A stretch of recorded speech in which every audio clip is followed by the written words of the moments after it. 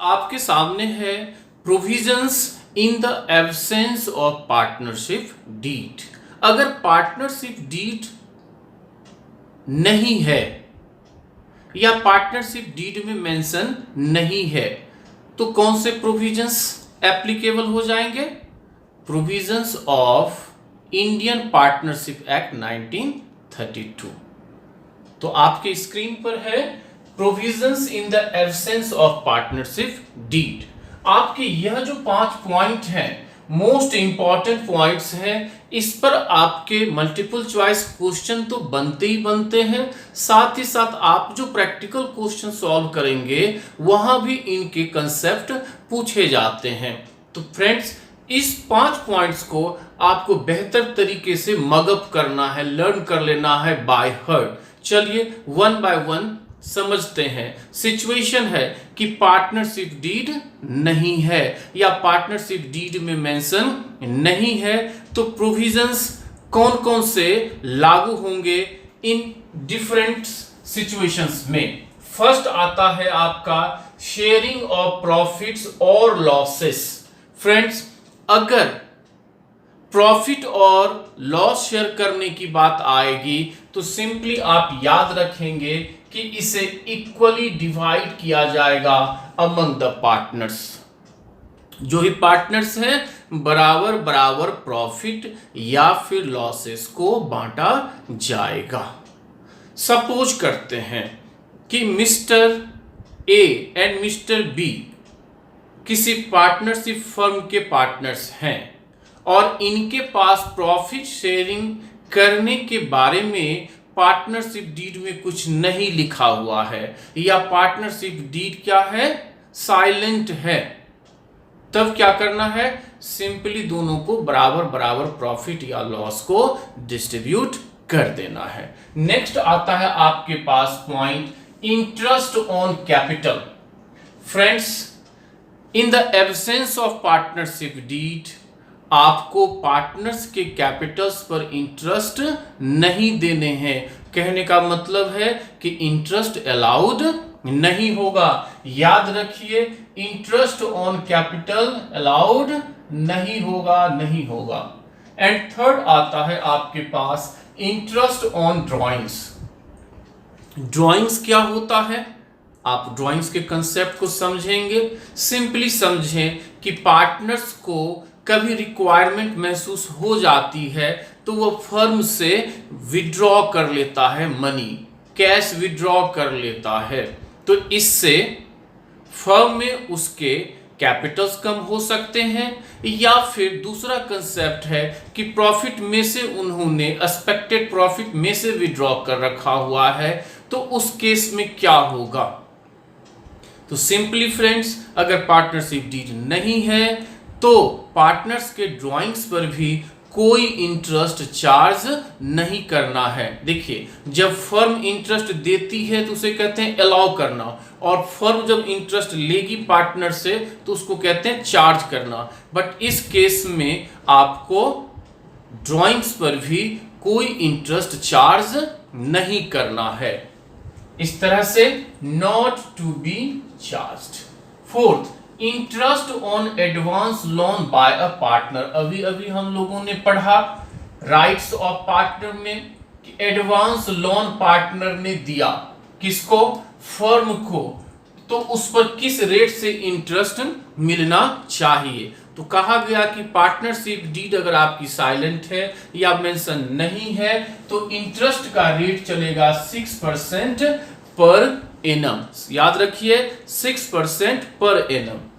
And last, remuneration to partners. Friends, remuneration का मतलब होता है सैलरी, कमीशन, इसी नेचर के जो भी होंगे, सैलरी नेचर के जो कुछ भी होंगे उनको रिम्यूनरेशन कहा जाता है।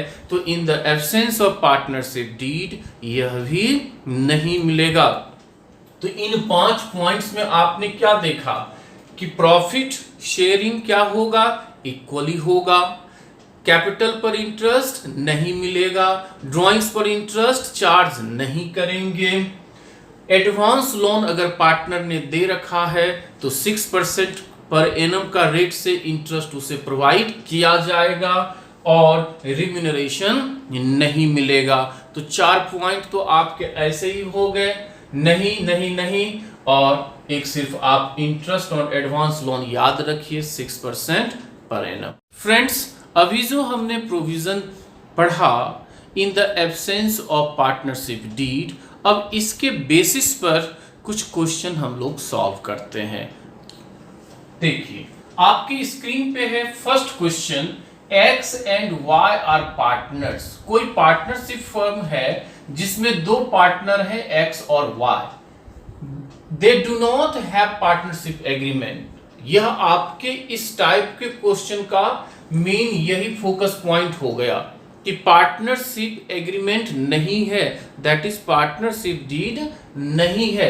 अब आपको बताना है what should be done in the following cases. यह जो 4 केसेस हैं, 4 सिचुएशंस हैं, इसमें आपको क्या करना चाहिए। फर्स्ट है X spends twice the time that Y devotes to business। X ने Y से दुगुना समय अपने बिजनेस में दिया और अब X क्लेम करता है he should get a salary of ₹6,000 per month for his extra time spent। अब X कहता है कि भाई मैंने तो दुगुना काम किया, दुगुना समय बिजनेस में दिया है, तो मुझे सैलरी दो ₹6,000 पर मंथ। बट आपको फोकस करना है किस पॉइंट को, do not have partnership agreement. इस पॉइंट को माइंड में सेट कर लेना है कि पार्टनरशिप एग्रीमेंट नहीं है। और आपने पढ़ा कि अगर पार्टनरशिप एग्रीमेंट नहीं है या पार्टनरशिप एग्रीमेंट साइलेंट है, पार्टनरशिप डीड है ही नहीं, तो सैलरी नहीं मिलता है। सैलरी को क्या कहा जाता है, रिम्यूनरेशन।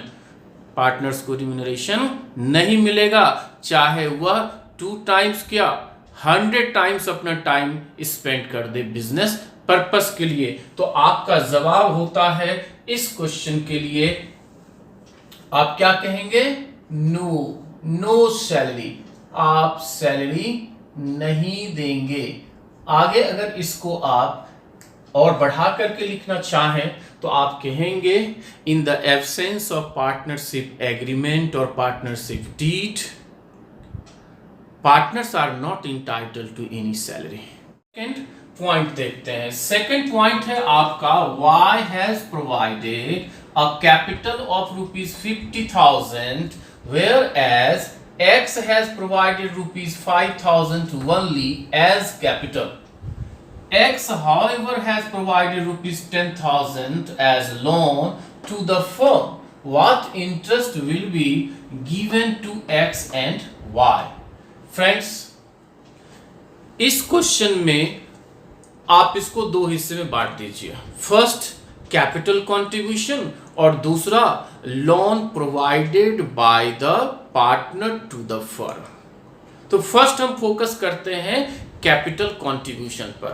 आपने अभी अभी पढ़ा है कि अगर पार्टनरशिप डीड नहीं है या पार्टनरशिप एग्रीमेंट नहीं है तो पार्टनर्स को कैपिटल पर कोई भी इंटरेस्ट नहीं मिलेगा।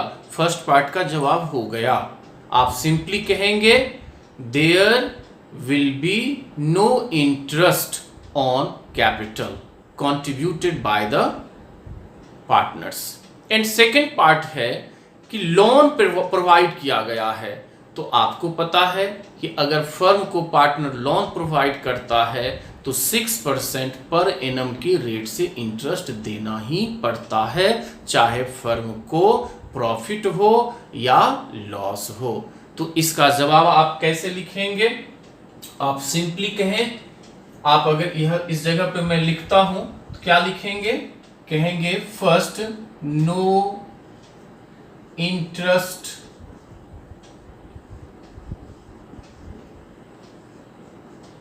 ऑन कैपिटल, कैपिटल पर कोई इंटरेस्ट नहीं होगा। एंड सेकेंड आप कहेंगे इंटरेस्ट ऑन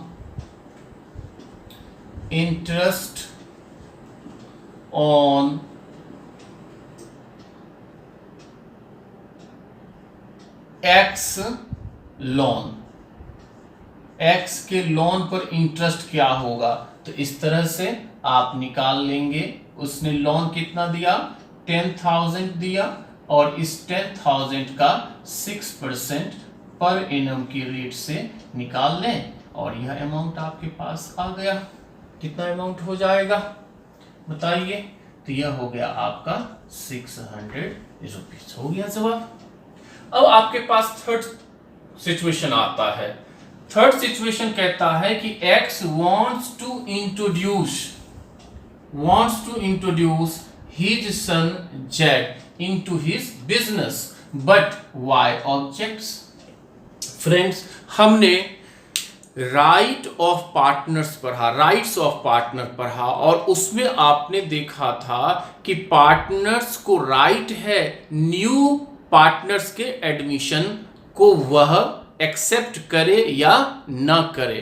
कहने का यह मतलब है, अगर पार्टनरशिप एग्रीमेंट नहीं है तो कोई भी नया पार्टनर का एडमिशन बिना सबके सहमति से, शब्द पर ध्यान दीजिए, सबके सहमति से नहीं हो सकता है। अब इस फर्म में सिर्फ एक्स और वाई पार्टनर है। एक्स चाहता है कि जेड आ जाए उसका सन, जबकि वाई कहता है नहीं, तो इस केस में जेड का एडमिशन नहीं होगा। तो आप जवाब क्या कहेंगे, Z, admission of Z will not be possible because partnership deed is silent.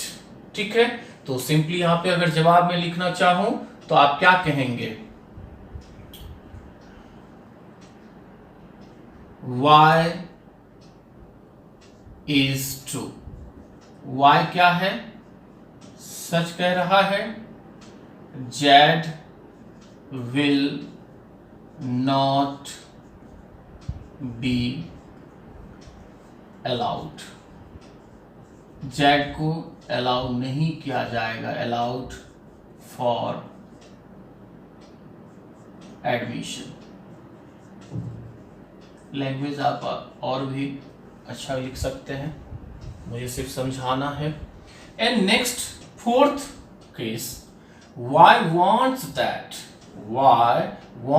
that profit should be distributed in the ratio of capitals, but x wants that it should be distributed equally।